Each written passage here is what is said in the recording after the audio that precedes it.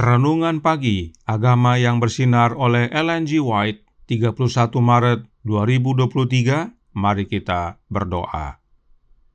Bapa kami yang di sorga, Allah pencipta langit dan bumi, laut dan segala isinya, Allah yang maha besar, maha kuasa, satu-satunya Allah yang benar, yang kami sembah selalu melalui anak-Mu yang tunggal, Yesus Kristus. Terpujilah Yesus, anak Allah yang maha tinggi, yang adalah satu-satunya jalan dan kebenaran dan hidup bagi kami. Pada pagi hari ini kami bersyukur boleh bangun dan berbakti dan sebagaimana membaca dan mendengarkan nasihat firman-Mu, kiranya ini menjadi pembaharuan bagi kami semua, agar kami berjaga dan bersedia, sebab Engkau datang segera, ya Yesus. Beserta kami sepanjang perbaktian ini, kehendak-Mu yang jadi, ampun kami akan dosa dan salah, karena kami berdoa hanya dalam nama anak Allah yang tunggal, Yesus Kristus, yang adalah Tuhan dan Juru Selamat kami. Amin. Renungan hari ini akan dibacakan oleh Saudara Nofri Tambalean. Kepada Saudara Nofri, kami persilahkan. Selamat pagi. Judul renungan kita pada pagi ini adalah Kedatangan Tuhan adalah pengharapanku. Harapan orang benar akan menjadi sukacita, tetapi harapan orang fasik menjadi sia-sia. Amsal 10 ayat 28. Kedatangan Tuhan telah menjadi pengharapan pengikut-pengikutnya yang benar sepanjang zaman. Janji perpisahan Juru Selamat di Bukit Zaitun bahwa Ia akan datang kembali, menerangi hari depan murid-muridnya, memenuhi hati mereka dengan sukacita dan pengharapan yang tidak bisa dihilangkan oleh kedukaan atau diredupkan oleh pencobaan. Di tengah-tengah penderitaan dan penganiayaan, kembalinya Allah dan Juru Selamat kita, Yesus Kristus, adalah pengharapan yang berbahagia. Alfa dan Omega, jilid 8, halaman 316. Sejak pasangan yang pertama melangkah meninggalkan Taman Eden, anak-anak yang beriman telah menunggu kedatangan yang dijanjikan untuk menghancurkan kuasa yang merusak itu dan untuk membawa mereka kembali ke Taman Eden yang telah hilang. Alfa dan Omega, jilid 8, halaman 313. Untuk tinggal selamanya di rumah yang diberkati ini, untuk menanggung dalam jiwa, tubuh, dan roh, bukan jejak gelap dosa dan kutukan, tetapi keserupaan sempurna terhadap pencipta kita, dan selama berabad-abad untuk maju dalam kebijaksanaan, dalam pengetahuan, dan dalam kekudusan, selalu menjelajahi bidang pemikiran baru, selalu menemukan keajaiban dan kemuliaan baru, terus meningkat dalam kapasitas untuk mengenal dan menikmati dan mengasihi dan mengetahui bahwa masih ada di luar kita sukacita dan kasih dan kebijaksanaan yang tak terbatas. Begitulah tujuan yang ditunjukkan oleh pengharapan orang Kristen. Dikutip dari Counsel to Parent, Teacher and Student, halaman 55. Terima kasih. Terima kasih atas penata layanan Saudara Nofri. Tuhan Yesus memberkati. Selamat pagi saudaraku dalam Tuhan.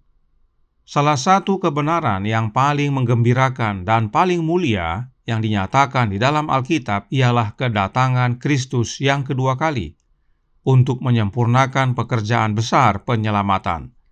Dan pengharapan ini sudah ada sejak Adam dan Hawa harus tinggalkan Taman Eden.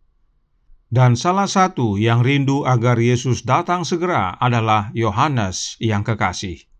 Kemenangan akhir halaman 317 paragraf pertama berkata, di Pulau Patmos yang berbatu-batu, murid yang kekasih mendengar janji, "Ya, aku datang segera." Dan sambutan kerinduannya menyuarakan doa gereja dalam seluruh pengembaraannya, "Datanglah Tuhan Yesus."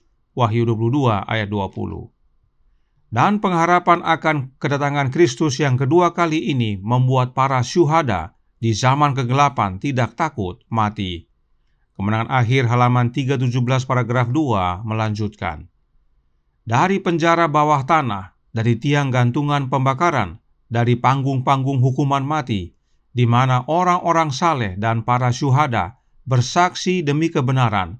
Terdengarlah ucapan-ucapan iman dan pengharapan selama berabad-abad. Diyakinkan oleh kebangkitannya secara pribadi dan juga kebangkitan mereka sendiri pada kedatangannya, kata seorang Kristen, mereka menganggap remeh kematian itu dan didapati bahwa mereka berada di atasnya. Mereka rela mati agar mereka bisa bangkit kepada kebebasan. Martin Luther berkata dalam halaman 317 paragraf 3 berbunyi, "Aku meyakinkan diriku dengan sungguh-sungguh bahwa hari penghakiman tidak akan absen 3 abad penuh. Allah tidak dapat menahan dunia ini lebih lama lagi. Hari yang besar semakin dekat, di mana kerajaan kebencian akan dihancurkan." Kemudian ada Melanchthon yang berkata dalam halaman 317 paragraf 4 berbunyi, "Dunia yang sudah tua ini tidak jauh dari akhirnya," kata Melanchthon. Inilah kesaksian-kesaksian tentang para syuhada di zaman kegelapan. Pengharapan akan kedatangan Kristus yang kedua kali harus kita kabarkan, sebab doktrin kedatangan Kristus yang kedua kali telah diabaikan. Banyak yang meremehkan pernyataan Alkitab tentang kedatangan Yesus tersebut. Inilah pentingnya pekabaran renungan pagi hari ini untuk mengingatkan kita betapa pentingnya memiliki pengharapan yang berbahagia tersebut, bahwa Yesus datang segera dan mengabarkannya kepada dunia. Inilah pengharapan yang Adam dan Hawa miliki, para nabi dan bapa, demikian juga dengan para syuhada di zaman kegelapan. Sebab kemenangan akhir halaman 323 paragraf 3 berkata, "Pada waktu juru selamat menunjukkan kepada pengikut-pengikutnya tanda-tanda kedatangannya, ia meramalkan kemurtadan yang terjadi sebelum kedatangannya yang kedua kali itu.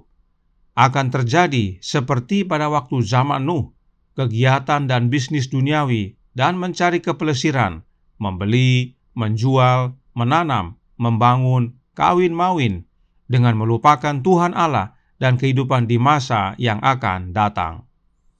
Itu sebabnya nasihat Yesus kepada kita adalah, jagalah dirimu, supaya hatimu jangan syarat oleh pesta pora dan kemabukan, serta kepentingan-kepentingan duniawi, dan supaya hari Tuhan jangan dengan tiba-tiba jatuh ke atas dirimu seperti suatu jerat. Berjaga-jagalah senantiasa sambil berdoa, supaya kamu beroleh kekuatan untuk luput dari semua yang akan terjadi itu, dan supaya kamu tahan berdiri di hadapan Anak Manusia. Lukas 21 ayat 34 dan 36. Saudaraku dalam Tuhan, Roh Nubuat berkata dalam kemenangan akhir halaman 324 paragraf 2 berbunyi, "Manusia perlu dibangunkan supaya sadar adanya bahaya. Mereka harus dibangunkan supaya bersedia menghadapi kejadian-kejadian penting yang berhubungan dengan tertutupnya masa percobaan atau tertutupnya pintu kasihan. Nabi Allah mengatakan betapa hebat dan sangat dahsyat hari Tuhan. Siapakah yang dapat menahannya?" Yoel 2 ayat 11. Nabi Yeremia pada waktu memandang kepada masa yang menakutkan ini berseru, "Aduh, dadaku, dadaku, aku menggeliat sakit. Aduh, dinding jantungku, sebab aku mendengar bunyi sangkakala, pekik perang. Kehancuran demi kehancuran dikabarkan, seluruh negeri dirusakkan." Yeremia 4 ayat 19 dan 20. Sekarang, apakah yang kita perlukan agar pengharapan kedatangan Kristus yang kedua kali ini benar-benar menjadi pengharapan kita yang membahagiakan dibanding menjadi ketakutan? The Great Controversy halaman 311 paragraf 4 menjelaskan, orang-orang yang setia yang menuruti bisikan-bisikan dan dorongan Roh Allah dan pengajaran firman-Nya mengumumkan amaran ini kepada dunia ini.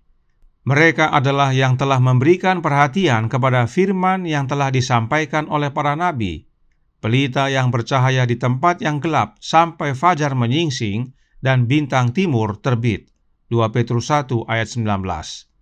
Mereka telah mencari pengenalan akan Allah lebih dari semua harta yang tersembunyi, karena keuntungan melebihi keuntungan perak dan hasilnya melebihi emas. Amsal 3 ayat 14. Dan Tuhan menyatakan kepada mereka perkara-perkara besar kerajaan itu. Tuhan bergaul karib dengan orang-orang yang takut akan Dia, dan perjanjiannya diberitahukannya kepada mereka. Mazmur 25 ayat 14. Roh Allah yang mengubahkan kita dari merasa takut akan kedatangan Kristus kepada pengharapan yang membahagiakan, dan bahkan mengabarkan kepada dunia bahwa Yesus datang segera. Dan mereka yang menuruti bisikan Roh Allah tersebut mencari pengenalan akan Allah lebih dari semua harta yang tersembunyi, sebab hasilnya adalah kehidupan yang kekal.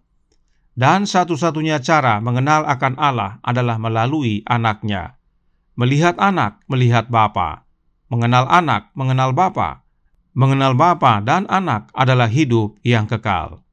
Karenanya penting sekali untuk memiliki Kristus dalam hidup kita, agar kita memiliki pengharapan yang berbahagia tersebut.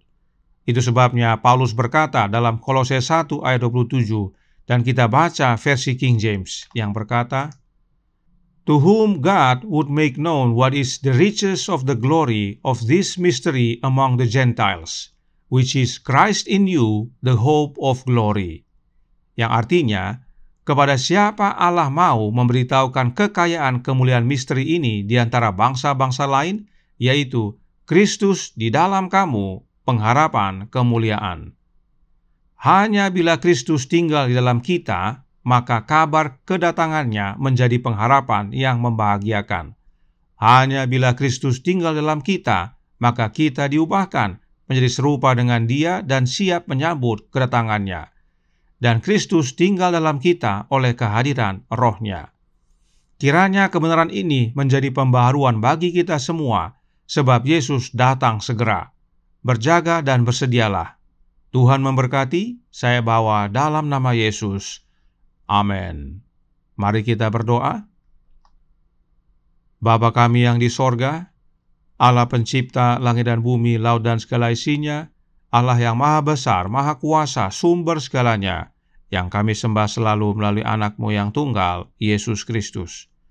Terima kasih atas nasihat yang indah dan penting sekali bagi kami pada pagi hari ini, yaitu tentang kedatangan Kristus yang kedua kali.